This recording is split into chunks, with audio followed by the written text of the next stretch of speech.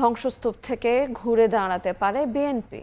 শহীদ রাষ্ট্রপতি জিয়াউর রহমান ও সাবেক প্রধানমন্ত্রী বেগম খালেদা জিয়া বারবার সে প্রমাণ দিয়েছেন।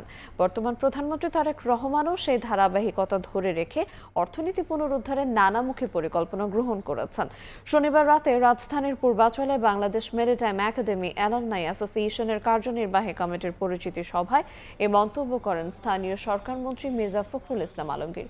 ফ্যাসিস্ট আমলে দেশ থেকে বিপুল অর্থ পাচার হয়ে গেছে বলে মন্তব্য করেন তিনি। বলেন, ভঙ্গুর অর্থনীতির ওপর দাঁড়িয়ে দায়িত্ব নিলেও শুরুটা ভালো করেছে সরকার। সুনীল অর্থনীতির বিশাল সম্ভাবনার কাজে লাগাতে সরকারকে সহযোগিতা করতে মেরিন পেশাজীবীদের প্রতি আহ্বান জানান মির্জা ফখরুল।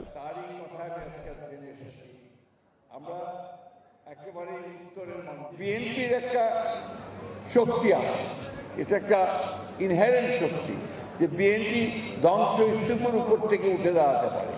আপনাদের নিশ্চয়ই মনে আছে যে শহীদ জিয়াউর রহমান যখন ক্ষমতায় আসেন, রাষ্ট্রপতির দায়িত্বে আসেন, তখন একইভাবে কিন্তু 1975 সালে একটা দুর্ভিক্ষের পরে, ধ্বংসপ্রাপ্ত অর্থনীতির পরে তিনি সে অর্থনীতিকে টেনে তুলেছিলেন। ঠিক একইভাবে দেশনেত্রী বেগম খালেদা জিয়া তিনিও কিন্তু একটা ধ্বংসপ্রাপ্ত অর্থনীতিকে টেনে উপরে তুলেছিলেন।